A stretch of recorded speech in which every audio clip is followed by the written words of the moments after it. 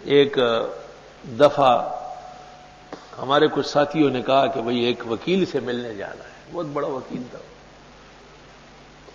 لاہور میں رہتا تھا، ادوائی صاحب کہلاتا تھا. اس زمانے میں اس کی عمر 76-77 سال تھی. سو رہا ہے، دیکھ رہا ہے کہ وہ وکیل زندہ ہے مر گیا، مراقبہ کر رہا ہے. تو میں بھی ساتھیوں کے ساتھ وہاں گیا. وکیل صاحب کا بہت بڑا دفتر تھا. تیسری منزل پہ ہم چلے گئے. ہم باہر بیٹھ گئے بینچوں پر.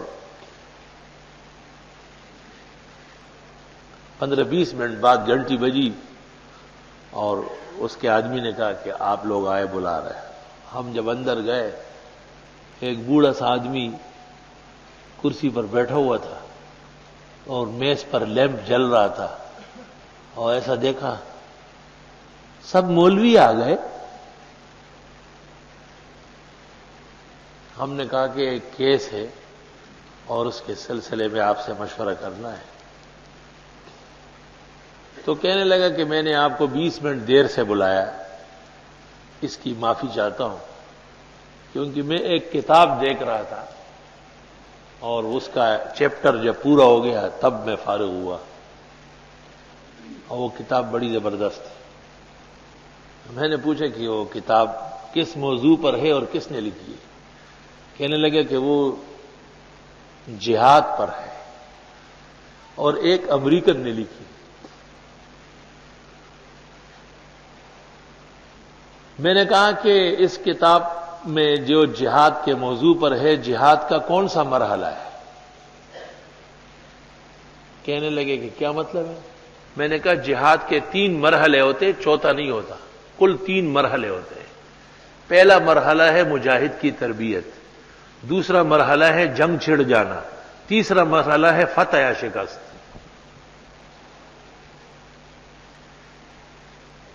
تو کہنے لگے وہ کون سی کتاب ہے جس میں یہ 3 مرحلے ہیں؟ میں نے کہا اس کتاب کا نام ہے قرآن کریم. کہا کہاں ہے؟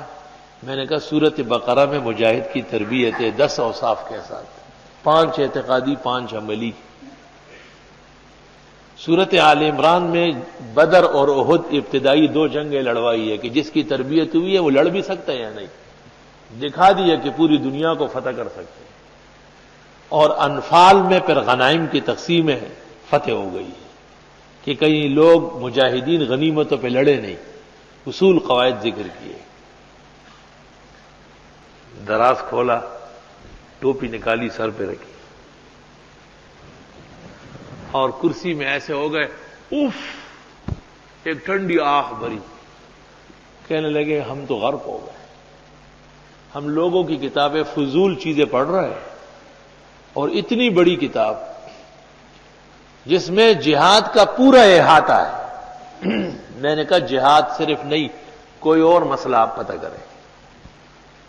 اس نے کہا کہ نہیں، آپ مجھے کوئی سورت سنائے. میں نے ایک سورت پڑھی. ساتھی سب بیٹھے ہیں کہ اس نے یہاں دورہ تفسیر شروع کر دیا. آئی سمجھ.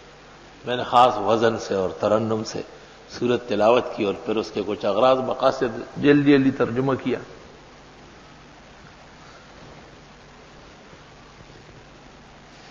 وکیل صاحب نے کہا کہ اچھا آپ کیس دے دو. ہم نے کیس دے دی. انہوں نے کہا آپ لوگ چائے منگوائی، چائے پیے، میں پڑھتا ہوں. اس کو پڑھتا گیا. اس کے بعد اس کو بند کر کے رکھ دیا اور کہنے لگے تم لوگ ایک درخواست دے دو کہ کیس پشاور ٹرانسفر ہو جائے، پشاور کے ہائی کورٹ میں. اس کے بعد دوسری تاریخ لگ جائے گی اور آپ کے آدمی کو 25 سال سزا ہو جائے گی قید کی. پھر تیسری تاریخ پر آپ لوگ اپیل کر لیں، میں خود آؤں گا، آپ کا آدمی بری ہو جائے گا. ساتھی مجھے دیکھ رہے ہیں کہ وکیل کو پاگل کر دیا، وہ تو غیب کی باتیں شروع کر لی. یہ کوئی جج ہے کہ یہ فیصلے سنا رہا ہے؟ وہ کچھ ہوا ہی نہیں ہے، ایسا ہو جائے گا اور ایسا ہو جائے گا، ایسا ہو جائے گا. ساتھی مجھے کہتے ہیں کیا ضرورت تھی یہاں درس دینے کی، یہ وہ. میں نے کہا درس کی تو ہر جگہ ضرورت ہے. کہتے اس کا دماغ کام چھوڑ گیا. میں نے کہا اب تم لوگوں نے اس پہ اعتماد کیا ہے تو اس کی بات مان لو، حرج کیا ہے. ہم باہر نکلے تو ساتھیوں نے کہا فیس تو پوچھو. میں پھر اندر گیا. میں نے کہا کہ وہ کہنے لگے آپ سے فیس لیں گے؟ آپ کو تو مجھے لاکھوں روپے دینے ہیں. آپ کے ذریعے تو آج مجھے اسلام کی عظمت کا پتہ چلا ہے. پتہ وتہ نوٹ کیا کہ میں کراچی آؤں گا، آپ کی اقتداء میں جمعہ پڑھوں. کافی زمانوں تک آتا رہا. آپ یقین کر لیں اسی طرح ہوا. پہلی پیشی پر ہم نے گزارش کیا، وہ ساتھیوں نے کیس ٹرانسفر ہو گیا پشاور ہائی کورٹ. دوسری پیشی پر ججمنٹ ہو گئی، 25 سال کی سزا ہو گئی. تیسری تاریخ پر وکیل صاحب آئے اور اندر جا کے خدا جانے جج سے کیا باتیں کی. اس نے کہا بری ہے. جب باہر آئے ہمارے ساتھیوں نے 50,000 روپے مجھے دیے کہ یہ پکڑواؤ اس کو، ہماری جو مشکل حل ہو گئی. اس نے مجھے کہا کہ مولانا ایسا نہیں، میں نے کتنا وقت گزارا ہے، میری عمر 78 سال ہے، میں نے آج تک کسی کو استاذ نہیں مانا، آپ کو استاذ کہا ہے، کیونکہ آپ نے جو مجھے سورۃ بقرہ سمجھائی ہے میں روزانہ اس کو پڑھتا ہوں اور مزہ آتا ہے مجھے. جب دور تفسیر کا آغاز ہوا میں نے 61 بقرہ کی بھیجی.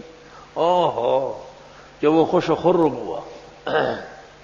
ذالک الکتاب لا ریب، یہ وہ کتاب ہے جس میں کوئی شک ہی نہیں، سارے کمالات بھرے ہوئے ہیں. کاش کہ اس کتاب پر توجہ دی جائے.